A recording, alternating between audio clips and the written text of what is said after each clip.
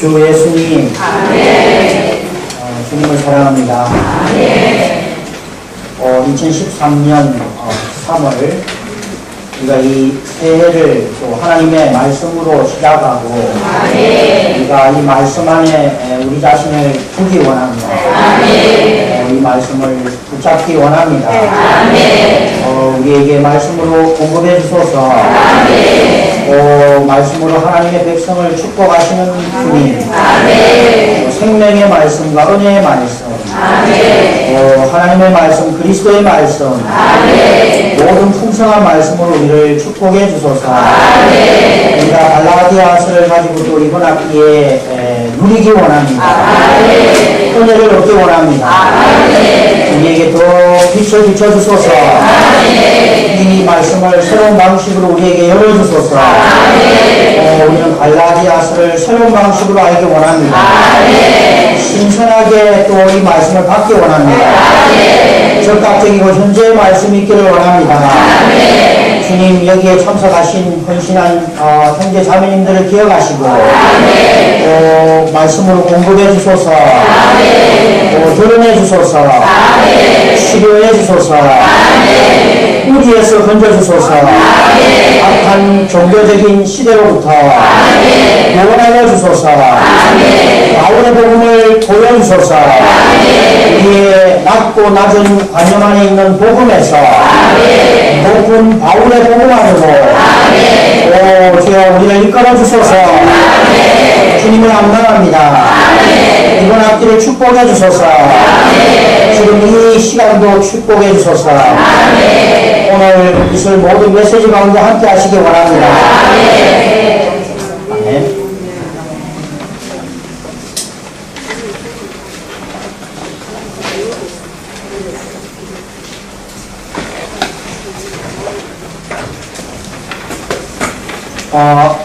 이번 2013년 3월에는 우리가 이제 주님의 인도를 받아서 성경 세미나를 두 군데서 하게 되었습니다.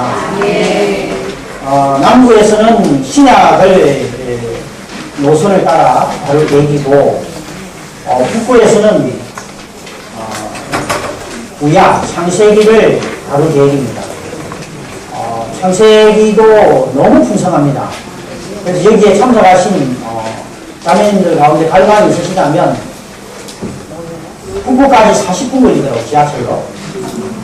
지하철 내리자마자 50m 거리에 그 집회 장소가 있고 너무 아름다운, 말씀을 듣기에도 너무 아름다운 집회소이기 때문에 그곳에서도 얼굴을 뵙기를 원합니다. 그리고 이제 여기에 너무 많은 인원이 모이다 보니까 지난번에 좋은 면도 있지만 또 정신이 하나도 없어요. 쉬는 시간에. 그래서 이제 이렇게 좀 조금 인원이 조금 이렇게 빠지니까 또 좋은 것 같습니다. 대화를 하듯이 1대1로 개인 지도하듯이 그냥 말씀 안으로 들어갈 수 있기를 바랍니다. 오늘 갈라디아서 메시지 1번, 2번을 다루게 될 텐데요. 주로 저는 갈라디아서의 배경과 주제와 사도의 복음 세 중점을 다루겠습니다.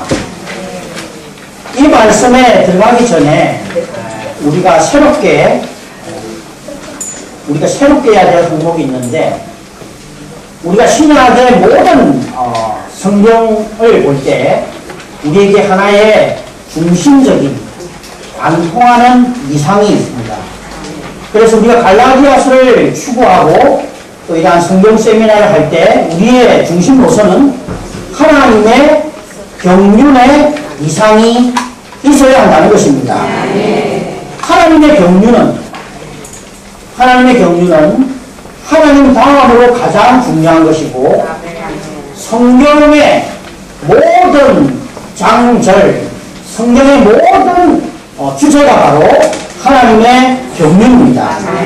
하나님의 경륜은 삼위 하나님께서 그분 자신을 세 부분으로 된 사람인 우리 안에 역사에 넣어서 우리로 그분의 생명과 본성에서 갖게 해서 우리가 하나님의 아들들이 되고 하나님의 상속자들이 되고 그리스도의 지체들이 되게 해서 그리스도의 몸, 갈라디아서에서 보면 믿음의 가족, 하나님의 이스라엘, 새 창조물이 물로서 그분의 단체적인 표현이 되게 하는 것이 바로 하나님의 경륜입니다. 그래서 갈라디아서 1장에 보면 우리의 죄를 위해 십자가에 주님이 못 박혀 죽으심으로 우리를 악한 이 시대에서 건져내시고 우리 안에 그 아들을 계시하는 방면을 말씀하십니다. 갈라디아서 2장에 갈 때 내 안에 그리스도가 사신다고 말하고 3장에서 그분은 이제 성령으로서 믿음을 통하여 우리 안에 들어오시고 4장에서 그리스도의 형상을 우리 안에 이루어지도록 하고 5장에서 그 영을 따라 살고 행함으로 6장에서 그분의 단체적인 표현인 하나님의 이스라엘, 새 창조물, 그리고 믿음의 가족이 되게 하는 구조로서 이 갈라디아서를 바울은 우리에게 쓰신 것입니다. 성경을 볼 때 갈에필골, 갈라디아서, 에베소서, 빌립보서, 골로새서는 신약의 거룩한 계시의 심장부라고 말할 수 있습니다. 에베소서는 교회를 말하잖아요. 그리스도의 몸인 교회를 다루고 있습니다. 갈라디아서는 그리스도를 다루고 있고요. 에베소서는 그리스도의 몸인 교회를 다루고 있고 골로새서는 몸의 머리이신 그리스도를 더 구체적으로 다루고 있습니다. 그리고 빌립보서에서는 그리스도를 체험함에 관한 방면들, 바울이 그리스도를 어떻게 체험했고 또 성도들이 어떻게 체험하기를 원하는지 우리에게 조망해 주고 있습니다. 그래서 골로새서와 에베소서에서는 머리와 몸에 대한 분명한 조망을 얻게 되고 우리는 갈라디아서와 빌립보서를 통해서 그리스도와 그리스도를 체험하는 방면들을 우리에게 조망해 주고 있는 것입니다. 또 한 가지 우리가 갈라디아서를 읽기 전에 하나의 조망이 있어야 되는데 1년에는 4개의 계절이 있다는 거죠. 봄, 여름, 가을, 겨울. 3월이 봄임을 주님께 감사합니다. 우리가 주님을 체험하는 데 있어서 여름을 통과하는 것처럼 겨울도 우리는 통과해야 됩니다. 봄, 여름, 가을, 겨울의 영적인 체험을 통과하지 않는 사람이라면 그 사람의 영적 체험은 정상적이라고 보기 어렵습니다. 어떤 자매님은 늘 여름이에요. 겨울이 없는 것 같아요. 어떤 자매님은 늘 겨울인 것 같아요. 그러나 그것은 정상적인 그리스도인의 체험이 아니라는 겁니다. 이 겨울은 사실 다가올 봄을 준비하고 있는 겁니다. 겨울 동안 여러 종류의 생명들이 축소됩니다.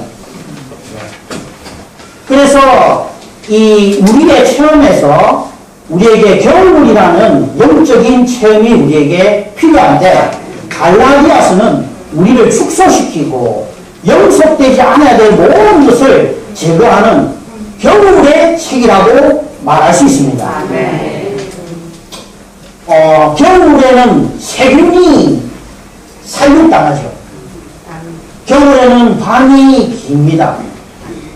겨울에는 모든 생명이 축소되고 또 열매 맺기에 불필요한 주님이 누리고 만족하시기에 불필요한 잎사귀 들이 다 떨어집니다. 뭔가를 축소시켜줘.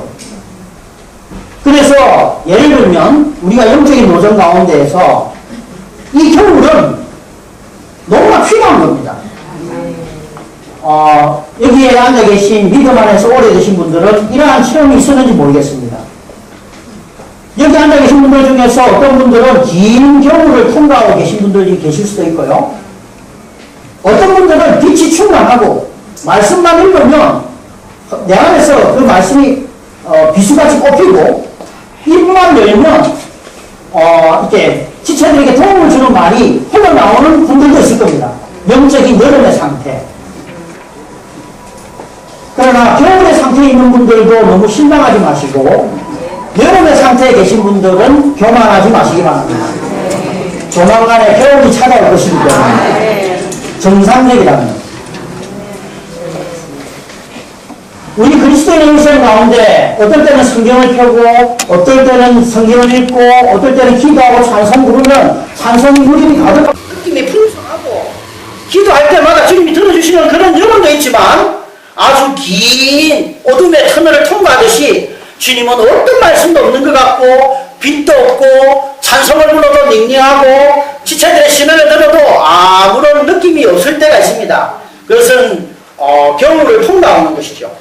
그러한 겨울을 통과함으로 우리가 여름 가운데서 얻었던 영적인 성취, 영적인 체험들이 축소되는 것이죠.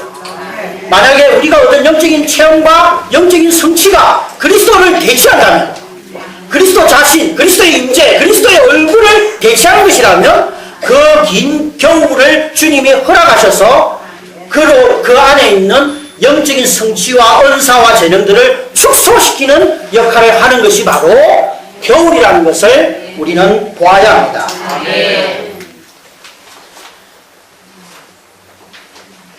그래서 긴 겨울을 통과하고 봄을 맞이할 때 주 예수님, 내가 가진 은사, 재능, 영적인 성취, 어떤 체험들 이런 것들보다도 주님의 웃는 얼굴만이, 주님의 임재만이, 주님의 작은 한 말씀만이 나에게 너무나 소중한 것입니다.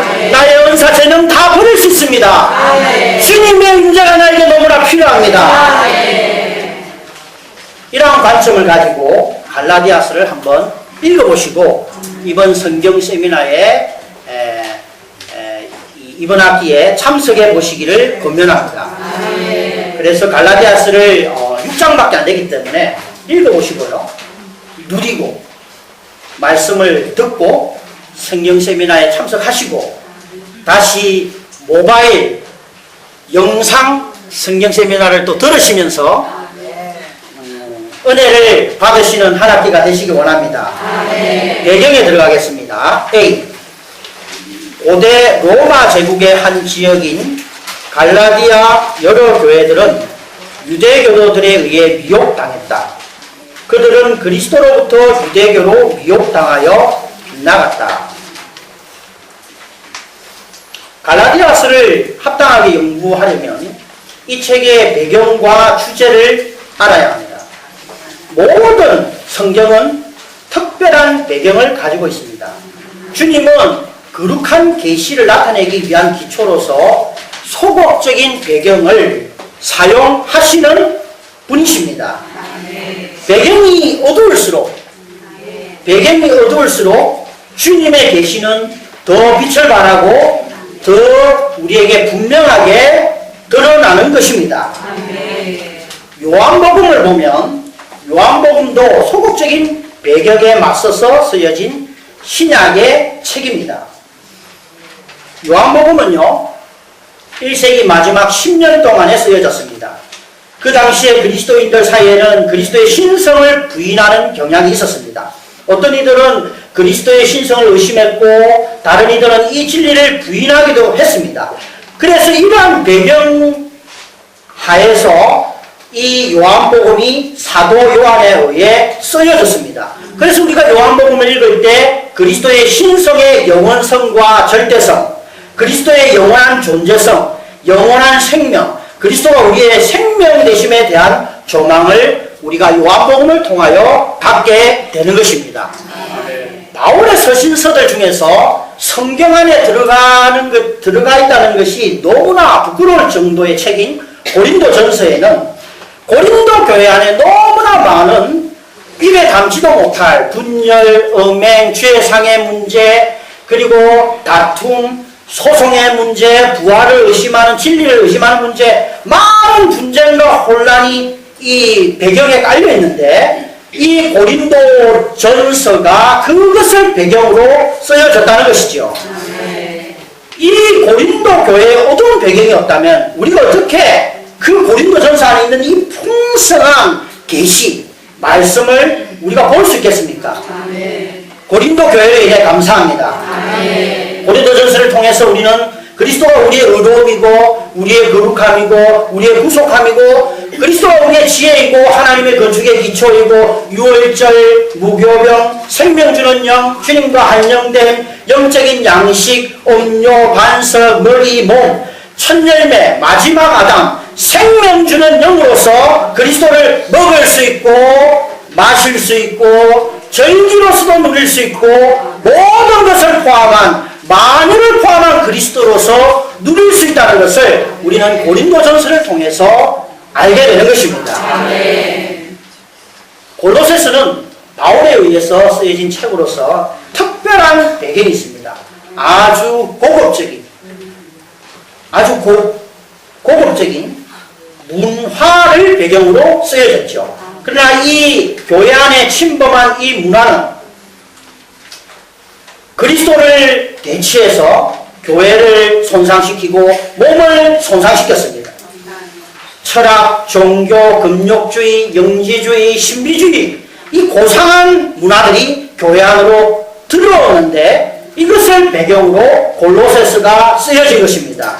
그래서 골로새서에서는 이 몸에 머리신 그리스도에 대해서 너무나 분명하게 너무나 강렬한 어체로 우리에게 제시하는데 그분은 예창조의 머리이시고 새창조의 머리이시고 성도들의 몫이고 생명이시고 조성 성분이고 소망이고 모든 것의 어떠이신 분이신 그리스도를 우리에게 제시합니다. 이 땅에 어떤 고상한 것이 있다 하더라도 그것이 고상한 철학이든 그것이 아주 고상한 학문이든 그것이 고상한 지식이든 그리스도를 대체한다면 그것은 몸을 손상시키고 새 창조를 이 땅에 이끌어올 수가 없는 것입니다. 하나님이 미워하시고 증오하시는 것입니다. 이 갈라디아서는 에베소서나 골로새서보다 앞서서 주 54년경에 쓰여졌습니다. 이것은 바울의 사역의 초기에 쓰여진 책이죠. 우리가 에베소서에 있는 그리스도의 몸에 대한, 교회에 대한 이러한 놀라운 체험을 갖기 위해서는 갈라디아서가 선결 조건으로 필요합니다.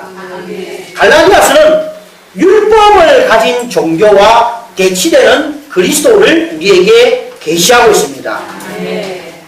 하나님이 모세를 통해 주신 율법은 유대교의 기초였습니다. 유대교는 율법 위에 세워진 종교였습니다. 갈라디아서는 우리가 교회 생활을 하는데 필요한 그 그리스도가 율법과 종교에 대립된다는 것을 우리에게 말하고 있습니다.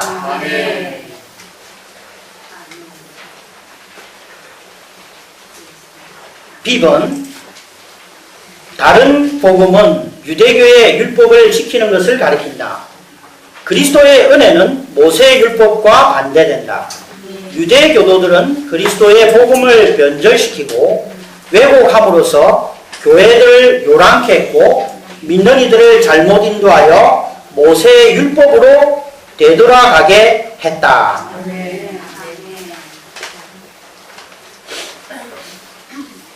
갈라디아서 1장 6절에서 나는 여러분이 그리스도의 은혜 안에서 여러분을 부르신 그분을 그렇게 빨리 떠나서 다른 복음을 따르는 것을 이상하게 여깁니다.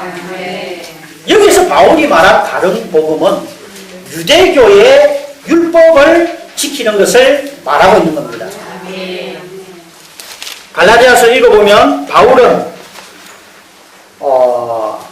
우리가 여러분에게 전한 복음 외에 다른 복음을 전한다면 이런 표현을 씁니다. 갈라디아서 1장 8절에서 그렇게 말씀하시죠. 7절에서는 그 다른 복음은 사실 복음이 아닙니다.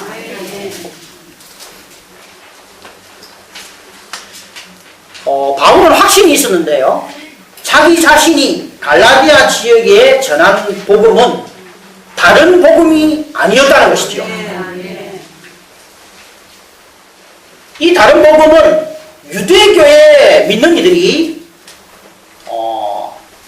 여러 지역으로 이주할 때 특별히 갈라디아 지역으로 유대교에 믿는 이들이 들어왔어요. 교회 안으로. 그래서 그들이 구원을 받았지만 그 배경 자체가 종교적인 배경 안에 있기 때문에 그 할례를 행한다든지 율법을 지켜야 한다든지 이런 것들을 교회 안에 자연스럽게 소그룹 생활이나 지체들의 생활 가운데 가져왔던 모양입니다. 그것에 대해서 바울은 아주 엄중하고 강렬하게 어떤 정치적인 의도 없이 직선적으로 솔직하게 심지어는 그런 형제들을 거짓 형제들이다 라고 부를 정도로 강한 구조를 가지고 갈라디아의 미혹된 상황에 대해서 지금 다루고 있는 겁니다.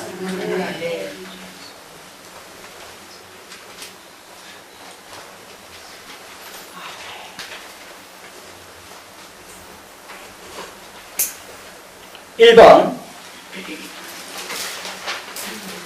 그리스도에게서 끊어짐.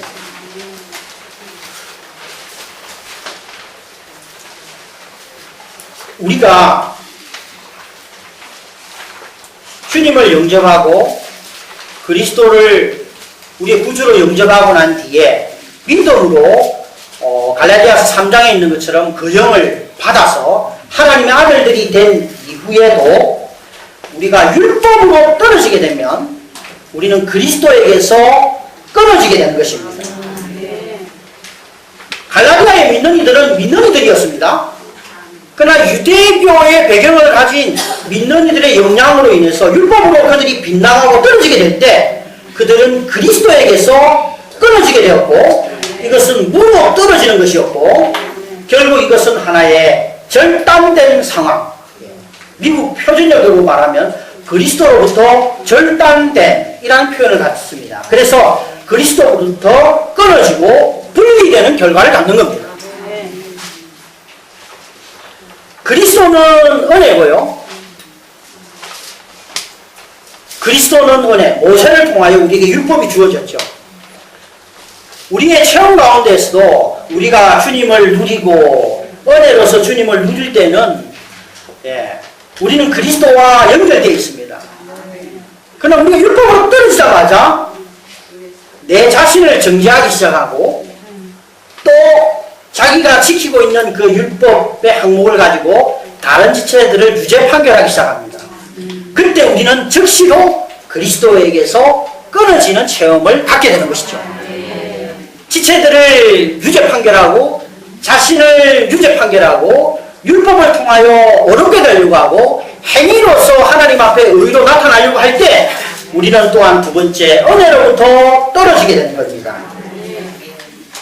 타락한 사람들은 유대교의 종교적인 배경을 가진 믿는 이들이 있을 뿐만 아니라 우리는요, 유대교의 종교적인 배경은 없지만 우리는 이 타락한 사람의 배경을 갖고 있죠. 그래서 타락한 사람들은 율법을 지킴으로 하나님 앞에 어렵게 되려고 하는 성향이 있습니다.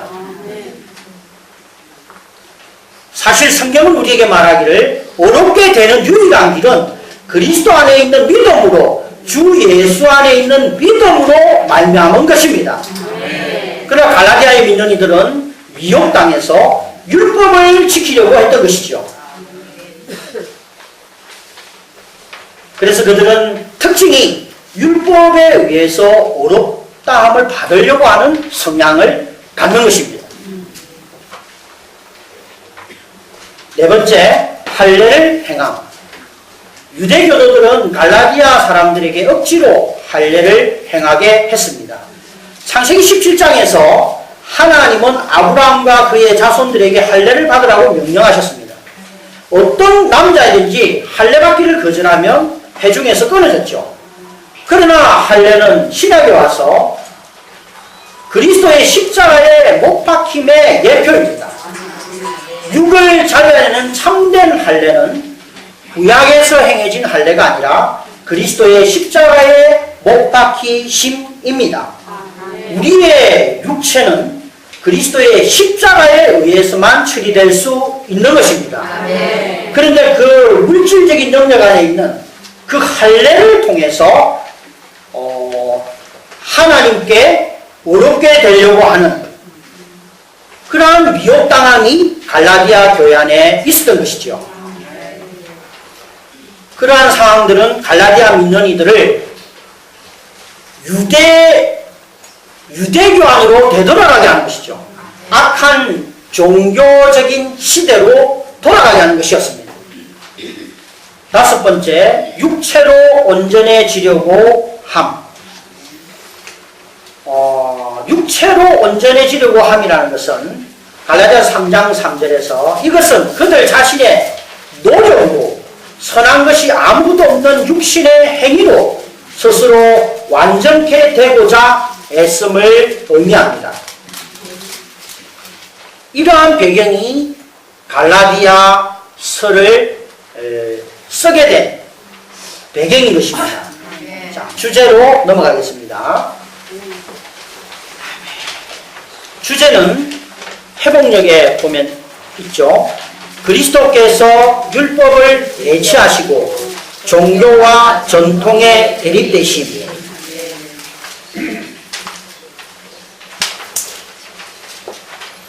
갈라디아서 1장 4절에서 예수 그리스도께서 우리 하나님, 곧 우리 아버지의 뜻을 따라 악한 이 시대에서 우리를 건져 계시려고 우리의 죄들 때문에 자신을 내주셨습니다. 라고 말합니다. 여기에서 이 시대란 사탄의 조직인 세상의 한 부분인 것입니다. 한 시대는 사탄의 조직의 현재나 현대 모양의 한 단면인 것이죠.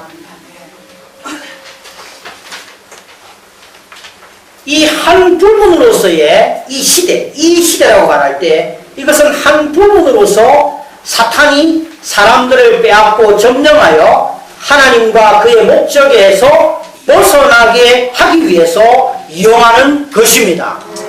오늘날로 치면 악한 이 시대는 스마트폰이 이 악한 이 시대일 수도 있습니다. 그러나 갈라디아서를 쓸 당시에 악한 배경은 유대교의 그 강한 그 배경이 악한 것이죠. 유대교, 율법을 기초로 한 그 유대교가 믿는 이들을 그리스도에게서 빗나가게 했다는 것이죠. 만약에 오늘날 이 시대에 스마트폰이 그리스도에게서 우리를 빗나가게 한다면 이것이 또한 한 시대, 이 시대라는 것이죠. 시대들이 모여서 세상을 이루는 겁니다. 스마트폰 시대 이전이라면 컴퓨터들이 그리스도께로부터 우리를 빗나가게 하는 그 시대였는지도 모르죠. 그 전에는 TV 시대. 그래서 이 바울이 갈라디아서 1장 갈라디아서를 쓸 때의 이 시대는 율법을 기초로 한 유대교가 강한 그 시대를 말하고 있는 것입니다. 바울은 특별히 악한 이 시대라는 표현을 썼습니다. 그때 당시는 너무나 종교적인 세상이었고 종교적인 강한 흐름을 가지고 있었고 심지어 바울은 강렬한 표현을 썼는데 갈라디아서 6장 14절에서 내가 이 종교적인 세상에 대해서 못 바뀌었다. 세상이 이 종교가 나에 대해서 못 바뀌었고 내가 이 종교적인 세대로부터 못 바뀌었다 라는 표현을 쓰고 있는 것입니다. 율법은 하나님의 택한 백성들을 율법의 후견인으로서 있어야 합니다. 율법은 요한복음 10장에 있는 것처럼 양구리로서 믿는 이들을 일시적으로 보호하는 기능만 가지고 있어야 했습니다.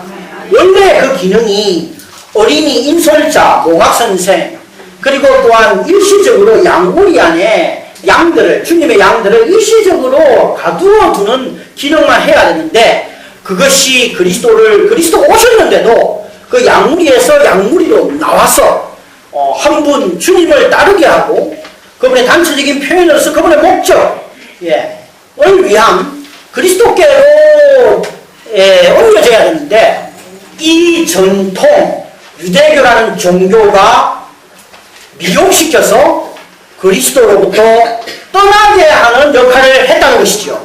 그래서 바울은 강한 부담을 가지고 자기가 받은 위임, 자기가 받은 복음을 완성하기 위해서 미혹된 갈라디아의 자기의 순한 양들, 자기가 일으킨 양들에 대해서 아주 강한 영어로 말씀하고 있는 것입니다.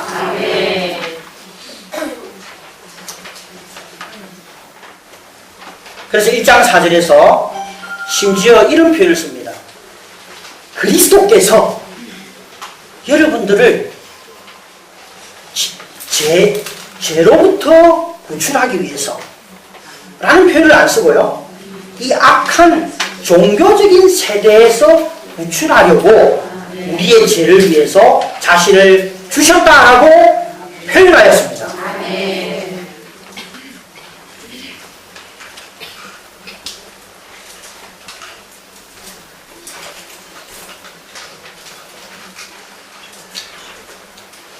이런 표현들은 요한복음 10장에 보면 그리스도께서 선한 목자로서 그분의 양을 양우리에서 구출하여 초장으로 인도하려고 양우리 안으로 오심을 우리는 보게 되는데, 그때의 양우리는 율법이나 율법의 종교적인 유대교를 사실은 예표한 것입니다. 사실 그리스도께서 오실 때에 하나님의 택한 백성들은 이 율법이 관리하고 보호하고 유지했지만, 그러나 그리스도가 오실 때 이 양들은 그 율법에서 나와서 그리스도께로 옮겨져야 했습니다. 에베소서 2장에서 주님은 한 새 사람을 창조하기 위해 율법을 폐하시려고 자신을 주셨다고 말씀하십니다. 오늘날 우리는 율법으로부터 나와야 합니다. 율법으로부터 나와야 합니다. 그래서 율법으로 나와서 은혜이신 그리스도께로 옮겨져야 합니다.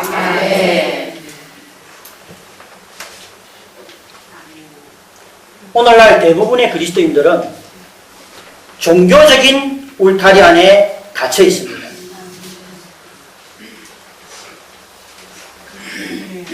스스로가 종교적이라고 생각하지 않습니다.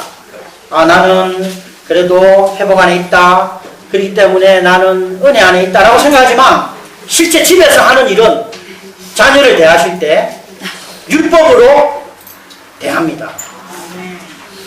네. 다른 지체를 대할 때 율법으로 유죄 판결하죠. 너 왜 이거 안 했냐? 너 왜 게임을 몇 시간이나 했냐? 우리는 율법에 있어서는 아주 강력한 율법 학자들입니다. 교회 안에는 또 이 성경 안에는 없는 이런 또 율법들이 많이 있습니다. 자기도 모르게 율법 안에 살고 있고, 율법으로 정죄하고 있고, 다른 사람에게 사망을 사유하고 있고,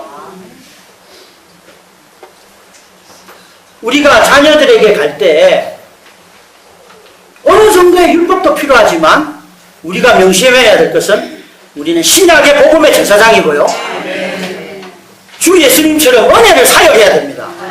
자녀에게 갈 때 모세로서 가지 말고요. 한방면에서는 아직 그들이 그리스도를 못 만났기 때문에 모세로서 가야 하지만, 그러나 또 한 손에는 은혜를 가지고 가야 합니다. 한 구절을 기도로 먹는 것이 어떻겠냐? 같이 찬송을 부르는 게 어떻겠냐? 찬송을 부를 때 그들은 은혜를 접촉하게 되는 거죠. 주님을 누리게 되는 겁니다. 물론 자녀를 키울 때 율법을 안 줄 수는 없습니다. 그들이 아직 그리스도를 만나지 않았기 때문에. 그러나 우리 부모님들이 평생을 자녀들에게 율법만 주고 그리스도를 사역하지 않는, 의의 사역, 그 영의 사역을 하지 않는 분들을 발견할 때가 종종 많습니다. 우리는 은혜 안에 있다고 말하지만 실제는 율법의 종교적인 상태 안에 머무를 때가 많습니다. 우리가 빛비춤 받기를 원합니다. 아멘.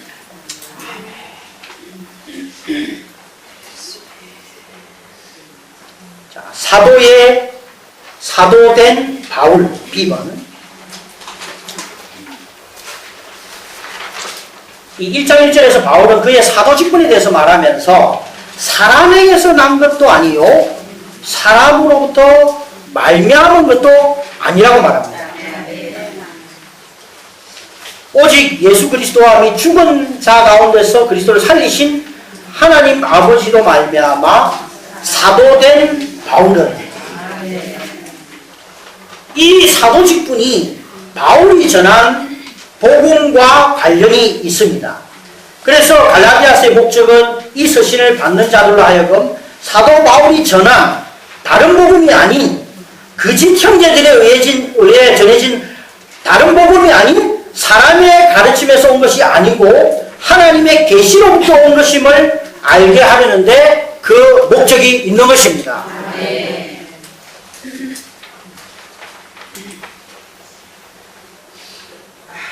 이게 사람에게서 난 것도 아니다. 이 말은요, 어떤 사람이 연구실에 앉아서 연구해가지고 나온 복음이 아니라는 겁니다. 공부해서 이것을 자기가 사도된 것이 아니고요. 이 복음을 받은 것이 아니라는 것이고요. 사람으로 말미암아 된 것도 아니다. 사람으로부터 비롯된 것은 아니고 이것은 엄격히 말하면 계시로 된 것입니다.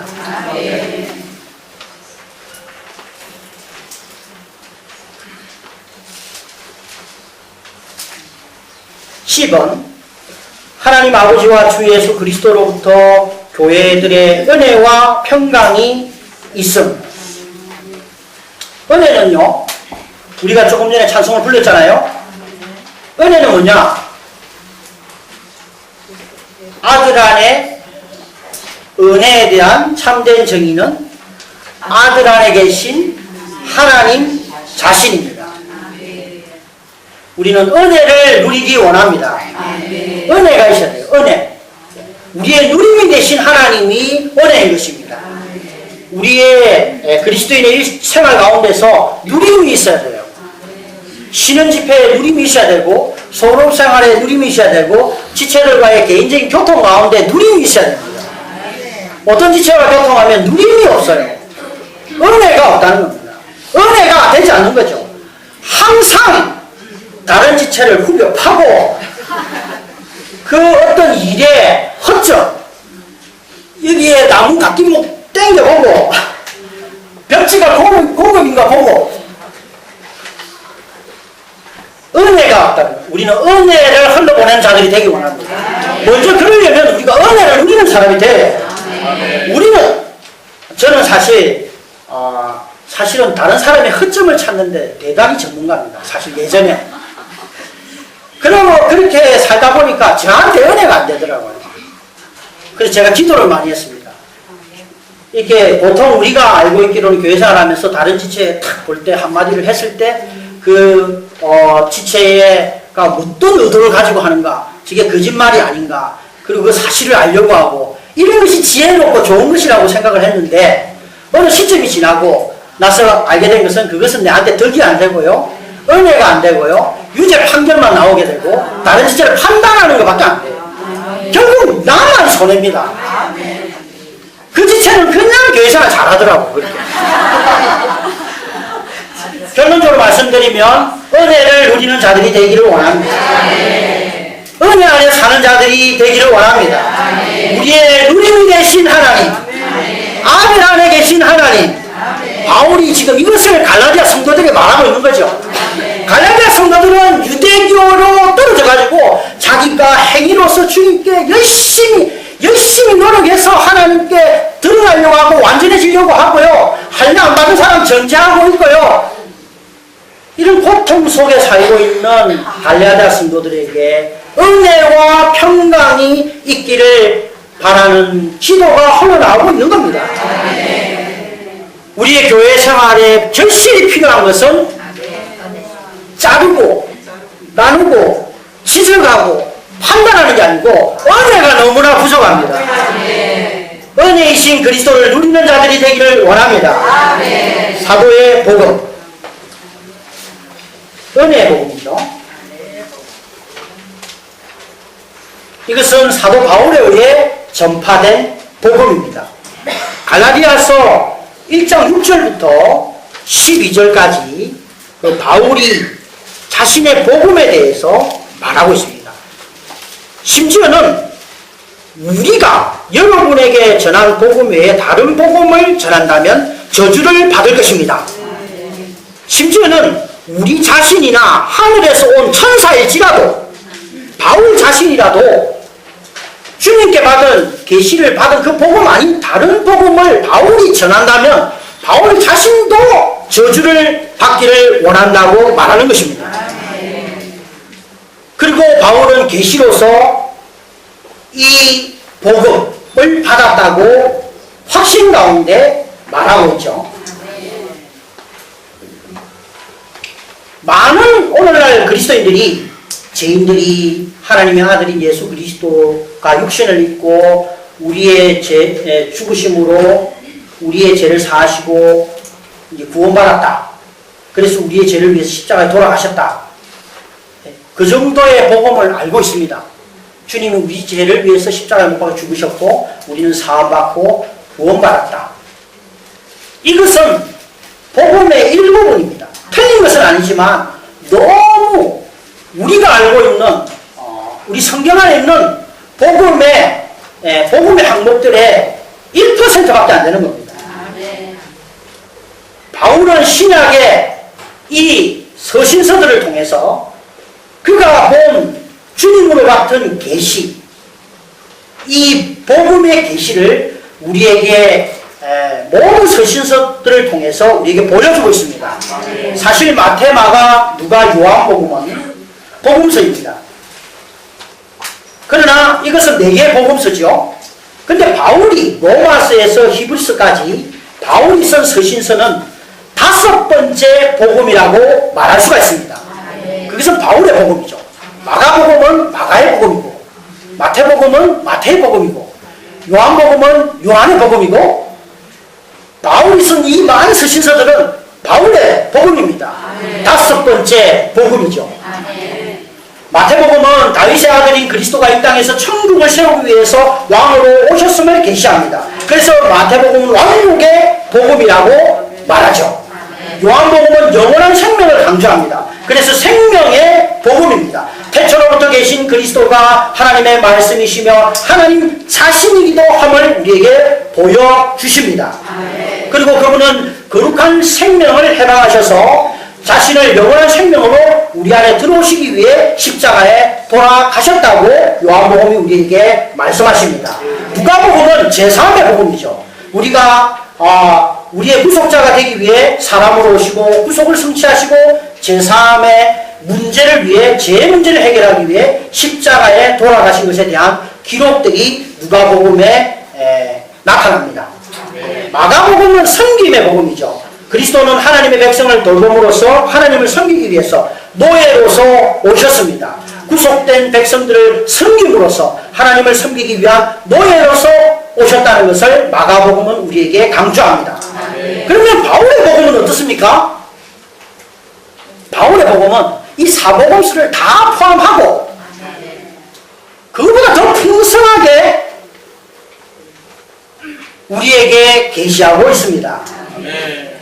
물론 이 사복음서는 왕국과 생명과 사함과 섬김을 말하고 있지만 골로새서 1장 25절에서 바울을 하나님의 말씀을 완전케 하기 위하여 하나님의 청지기 직분을 따라 사역자가 되었다고 말하고 있습니다.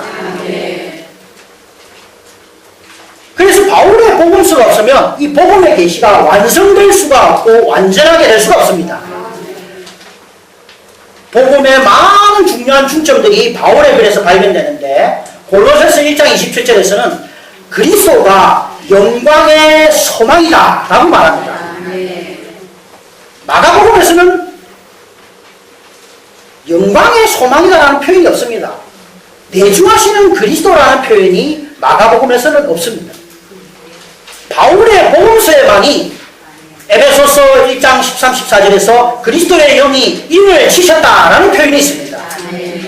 요한의 서신서에는 영에 대해서는 말했지만 바울이 쓴 것과 같은 그런 표현이 없습니다. 갈라디아서 1장 15절 16절에서 그의 안에 하나님이 자기 아들을 나타내시기를 기뻐하셨다. 그리고 갈라디아서 2장 20절에서는 그리스도께서 내 안에 사신다. 갈라디아서 4장 19절에서는 그리스도가 우리 안에 형상을 이루신다. 사복음서에서는 그런 표현을 찾을 수가 없어요. 심지어 에베소 3장 17절에서는 우리 안에 그분이 거처를 만드시고 계신다는 거죠. 에베소 3장 19절에서는 하나님의 모든 충만한 것으로 충만케 됨을 말하고 있습니다. 심지어 바울의 서신서에만 있는 우리가 그리스도의 몸의 지체들이라는 거죠. 그리스도는 머리시고 모든 믿는 이들은 그리스도의 몸의 지체들입니다. 머리이신 그리스도, 몸이신 교회를 바울이 우리에게 말해주었습니다. 하나님의 말씀을 완성한 거죠. 그래서 바울의 사역은 거룩한 계시를 완전케 하는 사역을 수행한 것입니다. 바울의 글이 없다면 하나님의 계시의 중요한 면들을 우리는 잃어버리게 될지도 모릅니다. 그래서 갈, 앱, 빌, 골은 신약에서 하나님의 계시의 심장입니다. 사람에게 가장 중요한 게 뭡니까? 심장서죠. 심장입니다.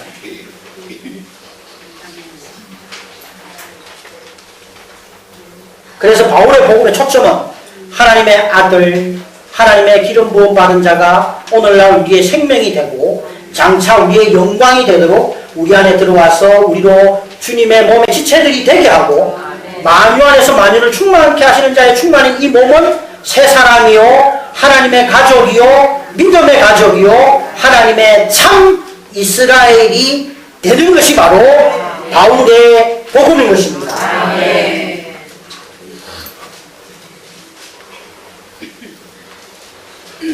그러나 사복음서가 중요하지 않다고 말하는 것이 아니고요.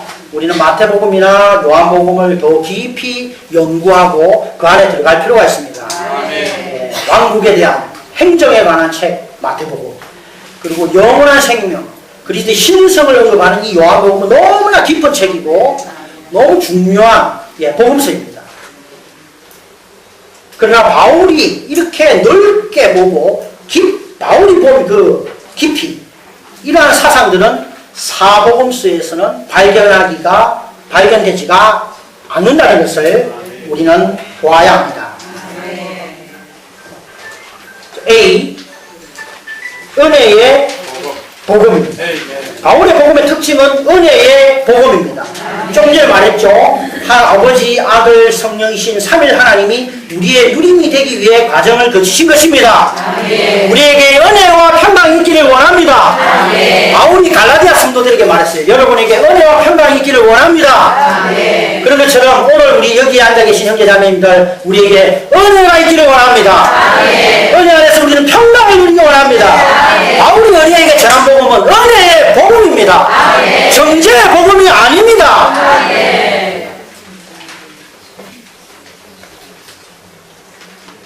이 은혜의 복음은 모세의 율법과 대치됩니다. 그래서 요한복음 1장 17절에서 율법은 모세를 통해서 주어진 것이지만 은혜와 실제는 예수 그리스도를 통하여 왔기 때문입니다. 우리는 위에 있는 예루살렘으로부터 난 은혜의 믿음의 가족들입니다. 땅에 있는 예루살렘, 하갈의 자녀처럼 살지 마시기 원합니다. 우리는 위에 있는 예루살렘, 사라의 자녀들입니다. 믿음을 따라 난 자녀들, 은혜를 따라 난 자녀들이죠. 그래서 은혜 안에 살아야 되고, 은혜를 누려야 되고, 은혜를 흘러보내야 됩니다. 이래 말해도 살기가 쉽지 않죠. 내 집에 들어가면 또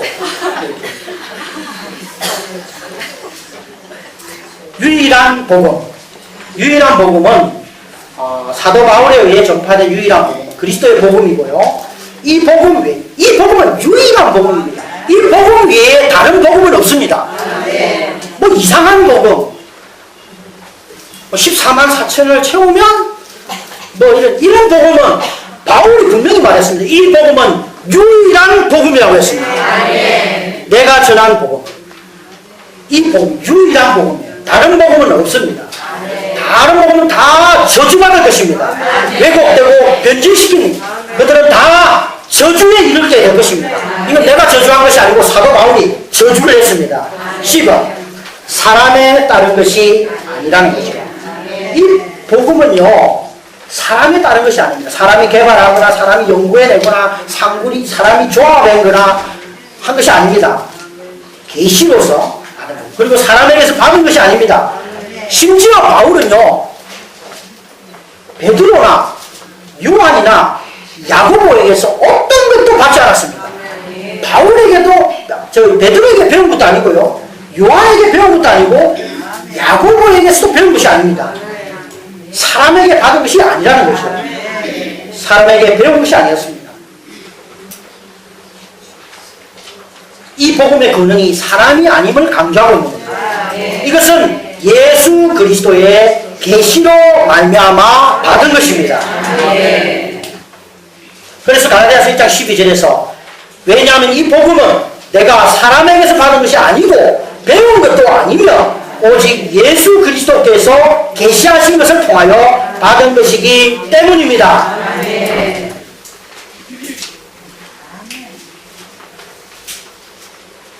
바울은 이 1장 12절을 통해서 그리스도로부터 직접 계시를 받은 것을 간증하고 있는 것입니다.